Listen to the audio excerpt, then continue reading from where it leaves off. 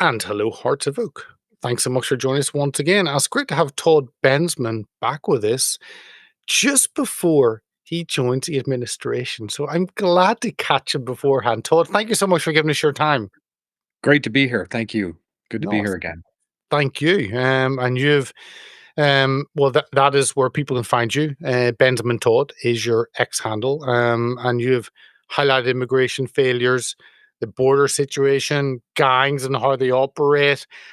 You've given reports on the ground. And I think that's why you have become such a respected voice on the border because you've actually been to some of these um, how did hellholes maybe? I don't, we'll discuss. I don't know how you would discuss it, but some of these areas, like the Dorian Gap and the difficulty that that poses for the U.S. securing the border. So a lot of that, and obviously your latest book, I think from last year, June 2024, Overrun.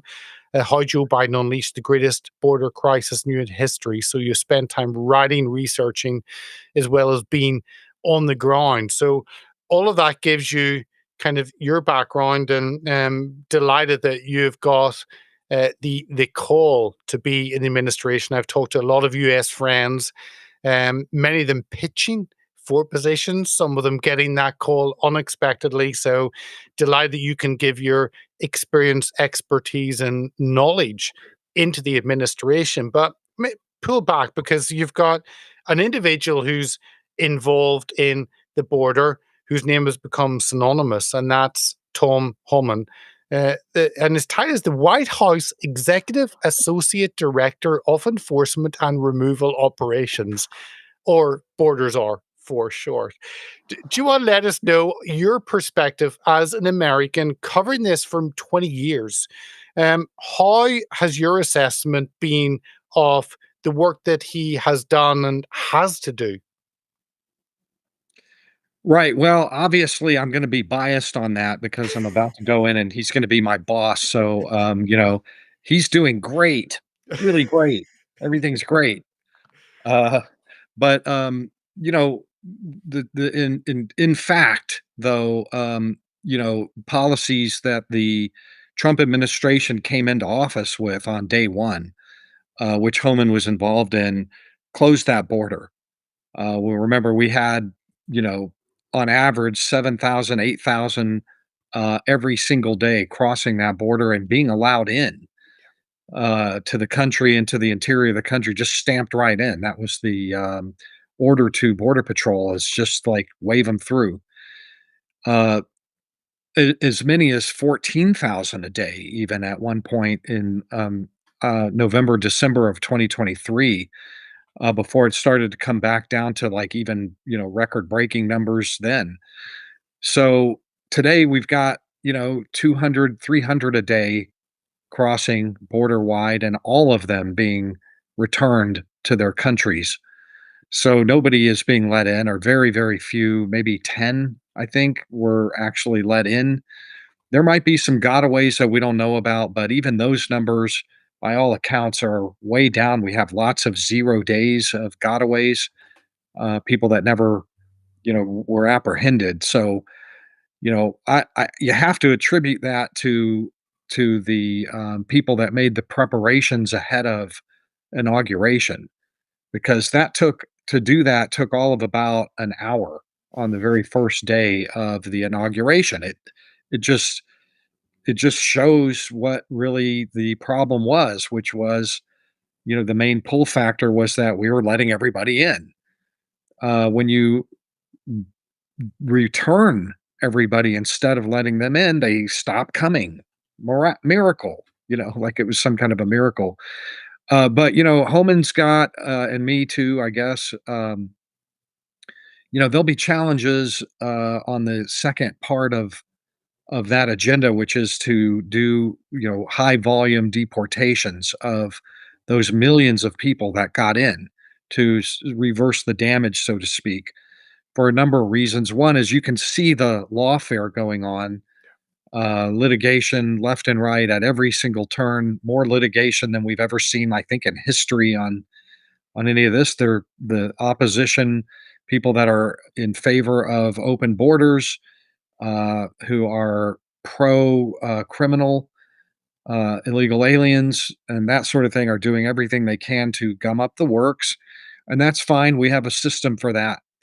But also, the Biden administration um, dismantled the detention and deportation infrastructure very significantly, didn't replace personnel, let attrition happen in ICE, let the detention center contracts with private companies lapse, let closed all the family detention centers in the country, really reduce bed space, which you need to have for mass large numbers of deportations. So the Congress is fighting right now over a bill. I guess the big beautiful bill they call it, or one big beautiful bill.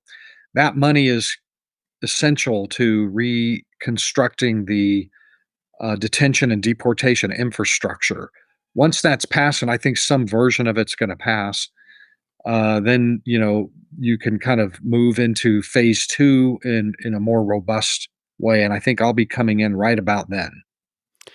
Well, we're doing this on Friday. This should go out Monday, and you could be walking into that new position that day or that week.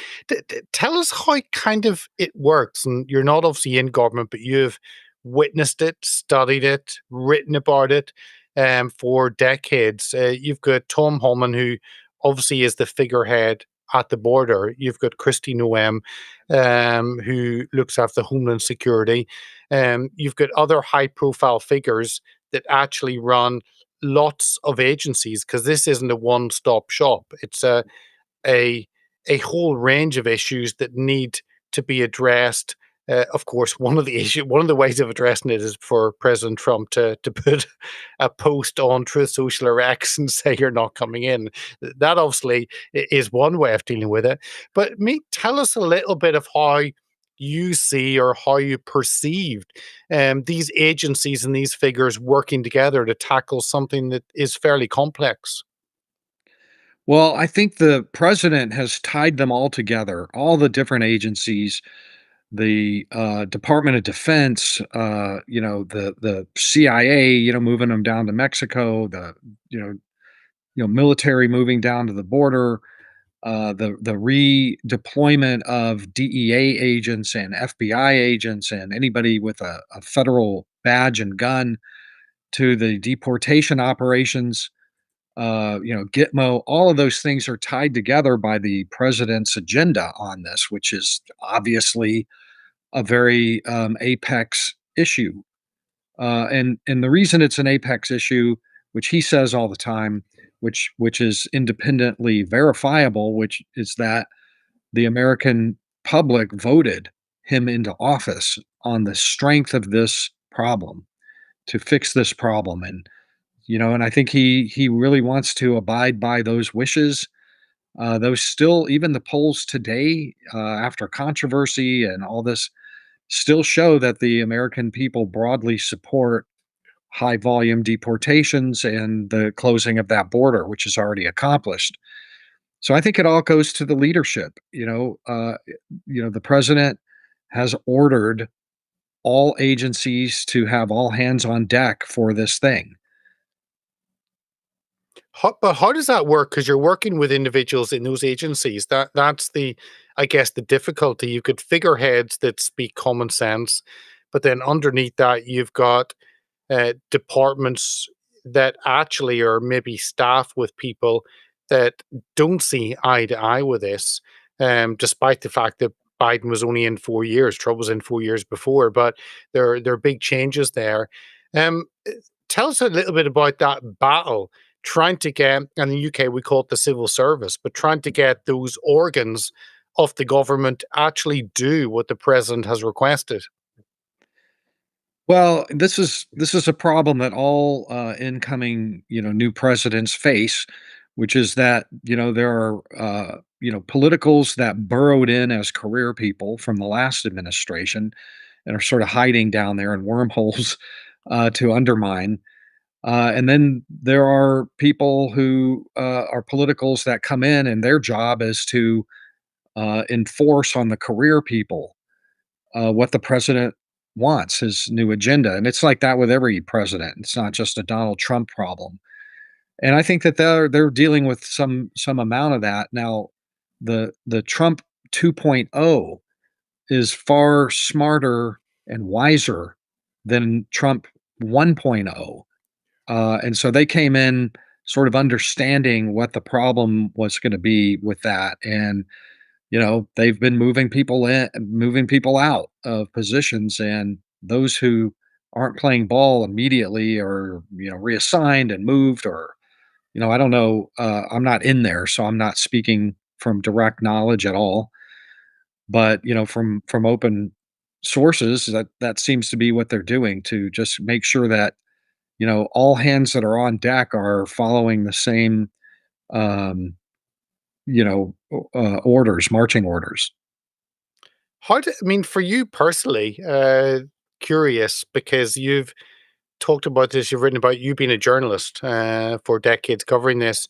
Now you're given an opportunity to be involved in fixing it, and maybe part of you thought, "No, I'm happy just commenting on it," because actually, I saw an interview with Dan Bongino, and Dan saying, "Actually, this is bloody hard work. This is very difficult. I'm sacrificing a lot." It was one thing to be a commentator, and now you're in the middle of this, and you're actually having to make decisions to fix it. I mean, what's that like for you? It's a huge change from seeing the issue and discussing it and highlighting it, to actually saying, "Well, you can fix it now." Yeah, tell us how you see that personally. Right. Well, my title is advisor to the border czar. And so I guess, part of what I'll be doing is recommending, executive orders and legislation and policy to fix these problems in a longer term, in a way that would post date Trump 2.0. So that, President Crockett or Ocasio Cortez can't come in and undo everything, um, and have another mass migration on the country. So, I don't know the extent to which, how effective I can be yet. I'm not in. I'll be looking at that. I hope to. I mean, I obviously have a lot of ideas about how to do that and what to do. I will be going in there armed to the teeth with a whole lot of ideas that I hope, some of it might stick. If one or two of them stick, I'll kind of feel a certain kind of gratification that I was able to do something good for the country. I mean, not to sound Pollyanna or, but it's true. I kind of look at this as like, a supreme honor of my life. Really, I mean, I've done a lot of different things. I was a journalist. I was an intelligence officer. I was a think tank guy reporting on the border, and this is something that is just a very rare kind of opportunity for somebody like me to actually put into practice solutions that I sort of concocted on the road or, down in the mud. And it's just an amazing opportunity. And that's how I look at it. I kind of feel like I'll be serving my country in a good way. I want to keep, everybody, all of us in within the guardrails, and staying smart on these issues, and making them bulletproof, the solutions, and we'll see what comes of it. I'm going to try my best. That's all. So, and it's just an amazing opportunity, is how I see it. I'm definitely looking at it sort of with like with some idealism, at this point. Check with me in a year, and I'll probably be some sort of curmudgeony, you know. We'll have you on again and give you a scorecard and and see assess how you've done. But no, it is an honor to serve your country. If only the Yes. UK had a borders czar, that doesn't exist, and that's an utter mess. But I mean, there are many aspects. One aspect, I guess, is the land border that you've touched on quite a bit there, especially in Texas. But you've got New Mexico, you've got Arizona, you've got California. Um, Is it very much depending on each state what happens? And is the president able to step over that and say, actually, the border is a national issue and is not a state issue? So, how do you say, kind of, with that border of those four states that are all fairly different? I mean, California and Texas couldn't be more different, and yet they share a land border for the United States. Well, what happened on Inauguration Day 2025 should tell all of us that this is strictly a federal issue. Uh, the border numbers of crossings are down across all four states equally. So it really tells you that it doesn't matter what any individual state policy is, unless the border is open, where like it was in the last 4 years, where they just sort of said, we're going to let most everybody who reaches the border right into the country. Texas tried its best to intervene, but ultimately failed. I mean, they just couldn't stop the numbers. Or if they did at all, they just moved them over to New Mexico or Arizona or somewhere else. Tells you this is a federal issue. How do you mean there are other areas in terms of the demand for people coming over? Obviously, fentanyl is often made outside the US, whether it's China or Mexico.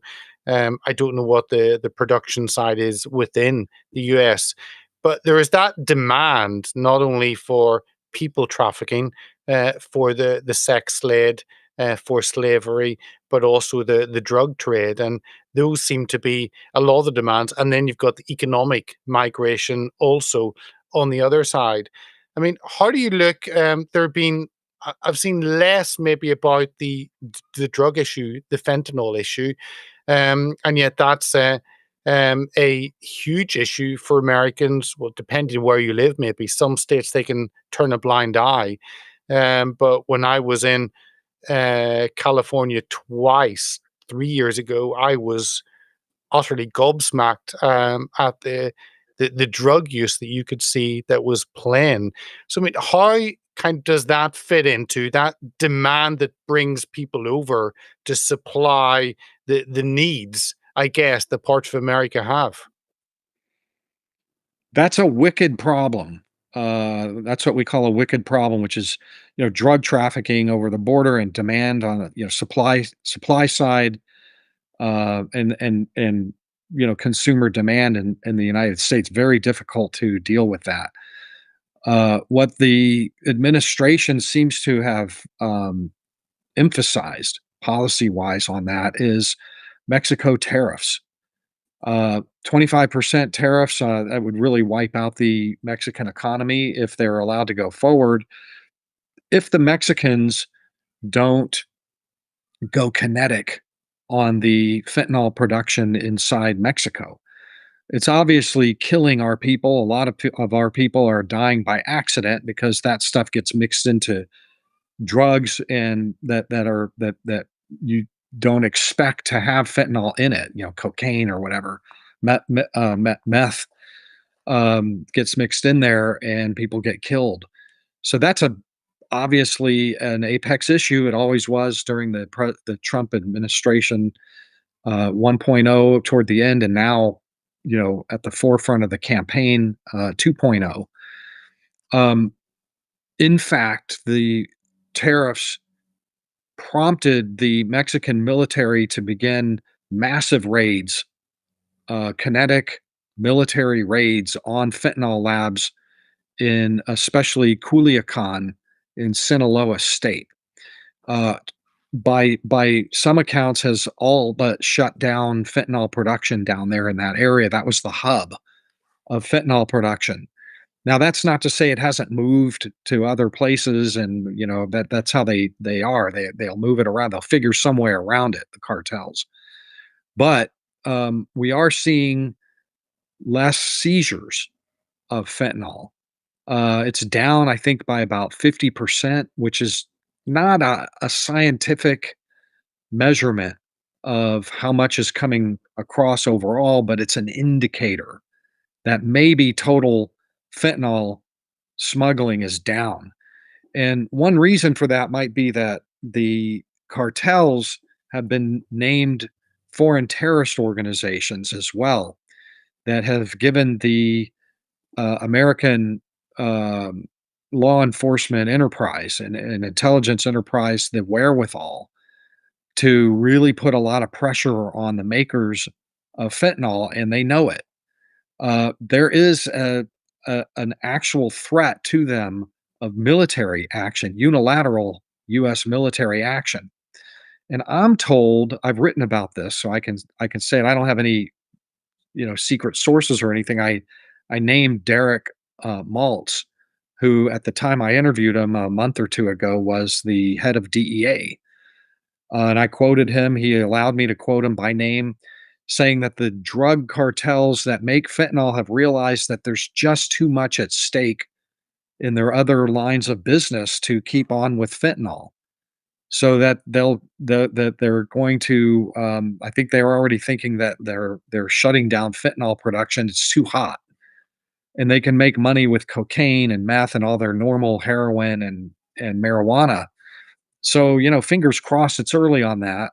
Nobody really quite knows what's going on with that, but I think that the early signs look pretty good that, these policies might have turned the cartels against, producing that line of drug and moving it over. It's just too hot. Bad for business.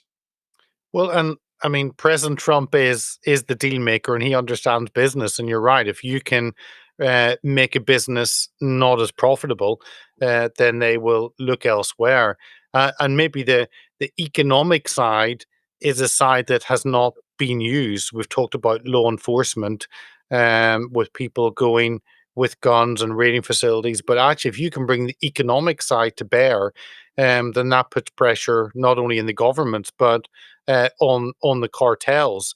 So, and again, those relationships with the countries you've been at the Darien Gap, Panama, Colombia, the conversation. We saw the Trump sending a group to Colombia.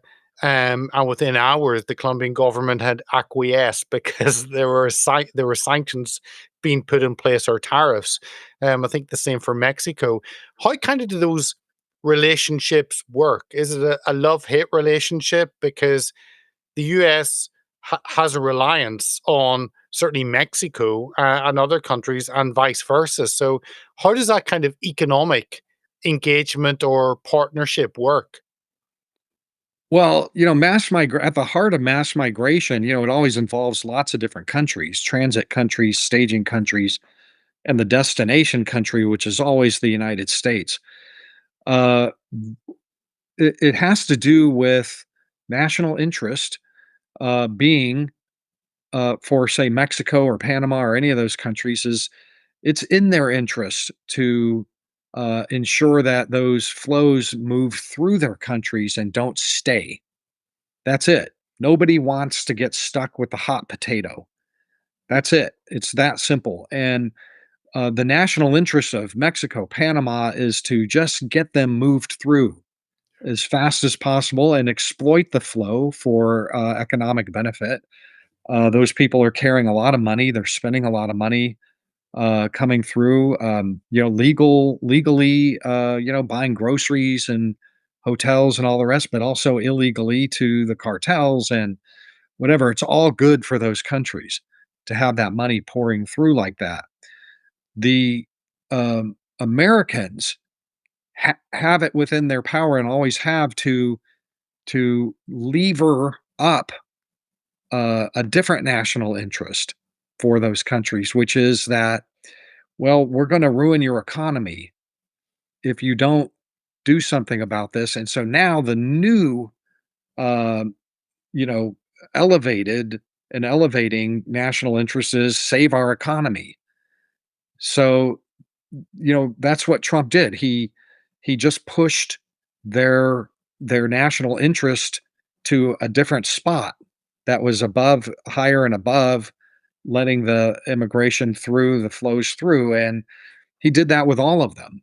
Colombia, Panama, and by the way, any president could have done this at any time. We always heard from Biden, well, the Mexicans said no. They don't want to take our people back. So we're just they said no. We'll just accept that.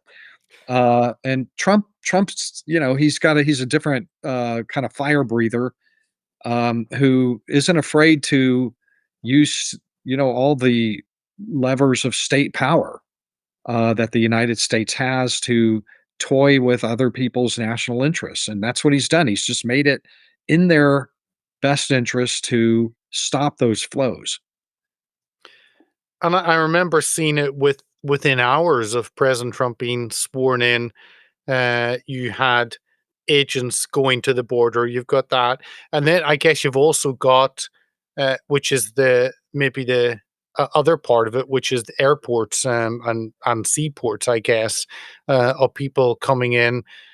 How does that? Because you've talked about the Biden Obama administration, basically flying people into the country in airports. Obviously, you had border guards in those airports complicit and very happy to let people come in and not do the job they were assigned to do. Can How does it work in that regard in airports? I guess that's easier to stop because you change the policy immediately within those airports or seaports, so you stop those people coming in. But have you seen that drop off in those points of entry as much as you've seen the drop off on the land border entry? Yeah, well, for the uninitiated, what you're talking about is the Biden parole programs. And those were just this wild abuse of this element of the Immigration and Nationality Act that allows for individuals on a case by case basis to be allowed to come temporarily into the country to like get medical treatment, then they go back, or to testify in a trial or something. Then they go back, maybe 2 or 3 a year. But the Biden administration decided to apply that in a mass way. Almost 3 million people were let in either in that way, not 2 or 3 a year, but 2 or 3 million people.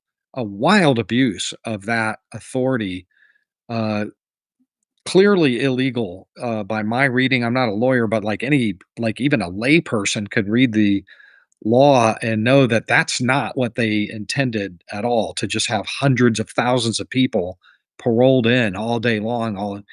Well, anyway, the Trump administration flicked that switch to off, I think at 12:01 p.m. on inauguration day, and that was it. So that's over. All of those hundreds of thousands of people coming in, and on top of that, is canceled the program for the people that got in under it. There's been litigation, so those 2 or 3 million people that got in under that are technically illegal now, and a lot of them, may very well be subject to deportation. So they're gonna. That's one of the damages that the Trump administration is going to try to reverse. Most of them are going to be on. They'll have work authorization, but they also get Social Security cards.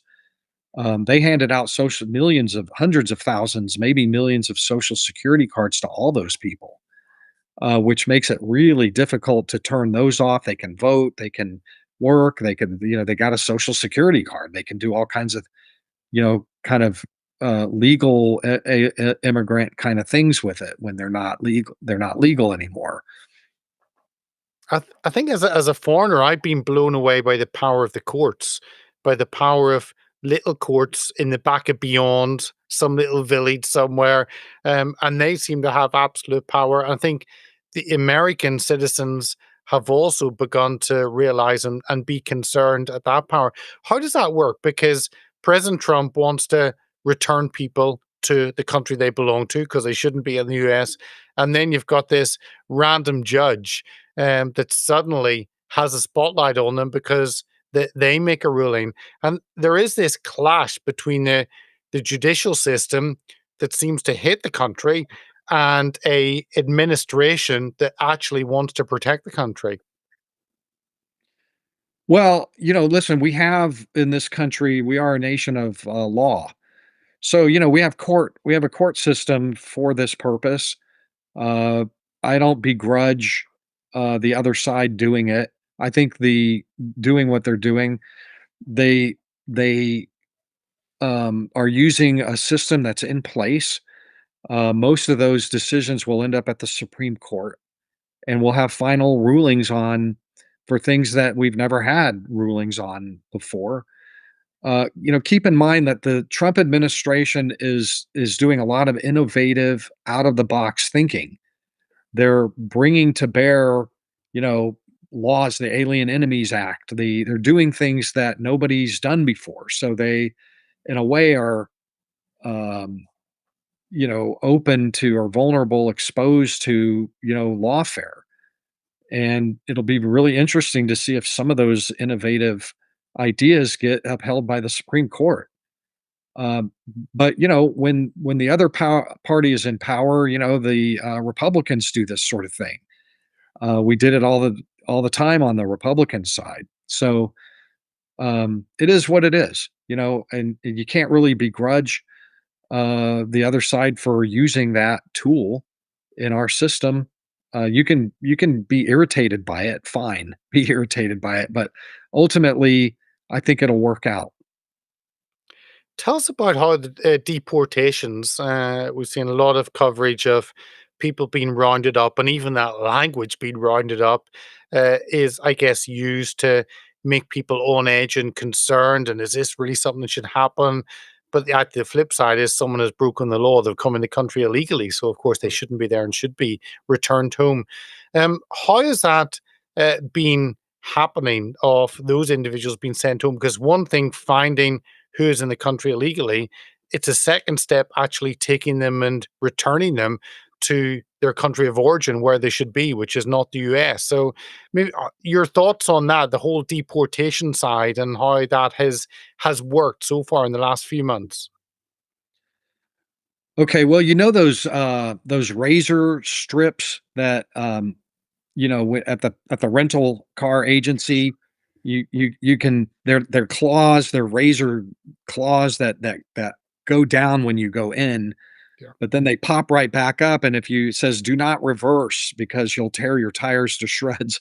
Yeah. That's exactly a metaphor for our illegal immigration. The other side knew that when they were letting them in, that the strip would go down coming in and that it would pop back up when if anybody tried to do removals. And that's an unfortunate reality of the US immigration system. There are all kinds of varieties of relief that different immigrants that came in illegally are in the midst of. They claimed asylum, they claimed a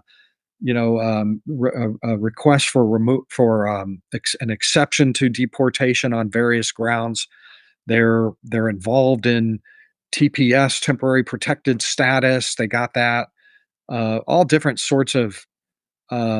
It's a very diverse array of processes that they're involved in. So you can't just round up people who are in legitimate asylum proceedings, or some of them are in prison, in jail, serving time. You can't just go get them out of jail. They got to serve their sentences. And there's all sorts of things, reasons why you can't just grab people in huge numbers and put them on planes. So that's kind of what they're running into. New administration is running into. It's just a matter of setting up tripwires and an intelligence in ways that enable the immigration deportation authorities to be able to know who actually is available to be put on a deportation flight. They've got final judges removal orders, but this is not. I mean, this is pretty much rocket science. It is rocket science to figure all this out because of those razor claw things. So Um, the other you've got the legal pushback from judges. You've also got the pushback from the GOP, and it's been fascinating watching from many thousands of miles away on the other side of the Atlantic, of seeing um, I mean, the GOP can't even decide to put through some of the Doge cuts that the Musk has done, the other waste of money, and there's debate on whether that should be done or not. And a lot of the executive orders, again, discussion of whether they should become law and be passed or not. I mean, how has this been? Because surely it should be a common sense issue for any Republican in the House or the Senate that you go with a strong border that fits with your electorate. That's why the president got elected. And yet there's some individuals, I guess, who are very concerned and push back on that. So how do you kind of see that political fight that Trump has with some I guess individuals in the Republican Party who are elected there but don't see this as really important? Well, there's a lot going on there to unpack, but mainly what happened in the House, on the House side of that, the big beautiful bill, is you had fiscal hawks that don't want to see the deficit increase. They're deficit hawks. That's their thing. Uh, and if that's your thing, and you're seeing another um, significant you know $2-3 trillion hike in the deficit, you're going to have to speak out against it for your own reelection. There's a whole other bunch of Republicans that are that are beholden to economic interests that rely on or love cheap labor. They love the illegal immigrants. They don't say it out loud, but they lobby behind the scenes against the deportation measures. Good example. There's a move within the country, especially on the GOP side, to enact what's called 287G, which basically deputizes local cops to go out and pick up illegal immigrants. It gives them immigration enforcement authorities. Doesn't take much. You get a certification, you go for a week to a school and you get a certification, and then your department can go pick up illegal immigrants at the domestic violence call or at the DWI or at the traffic accident or wherever. Or they can set up roadblocks and they can do it. The state of Florida just passed a statewide law mandating that every single police department, sheriff's department will go out and help Trump fill planes. But in Texas, they've killed every law there is, every proposal like that there is, and this is a blood red state with Greg Abbott at the helm, and they have. My understanding is that the sheriff's association, the cattlemen's association, big ag interests have very quietly been working to have the state legislature kill anything that looks like Florida. And they have successfully killed everything that looks like Florida. It may even be in the next week or so that they won't pass anything at all to help Trump fill planes. And nobody seems to be covering it or they're interested in it. But the point is there's this obviously a sentiment, powerful, backed by big money, big ag, big cattle, big oil, that likes to have illegal immigrants to hire. Cheap labor is a if you we saw that in the Brexit debate in the UK. Cheap labor, many Yeah, businesses get addicted to that. we also saw it in antebellum era United States during slavery. That's the A lot of the argumentation sounds just like what those guys were arguing back during the plantation slavery days. Well, this is really good for the economy. No, exactly, exactly.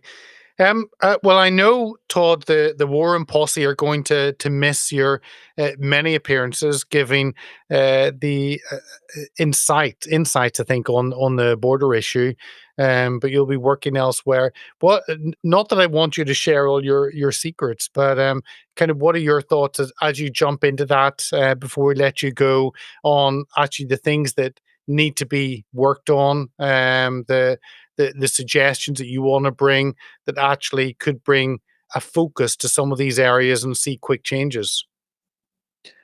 Well, I mean, I'm still outside the wire as we speak here, so I have no idea really what they're doing already. So, I do have a long list of my own ideas, and I'll have to go in there and reconcile it with whatever they're actually doing to make sure I'm not duplicating. And then, of course, I'm at the service of Tom and whoever else. Probably everybody's my boss. So, I'll do whatever is asked of me, however I can help. Do have my own ideas, but I'm not going to talk about those right now. That's fine. We'll get to it about them another time. Todd, really appreciate you coming on, and looking forward to seeing how that develops. Obviously, the work that Tom Homan has done is fantastic, and I've seen that from a long way away. So wonderful that you're going to be involved in actually fixing the border and protecting America once again. So thanks for giving us your time, and the best of wishes and luck to you as you take your new position advising Holman in the border controls.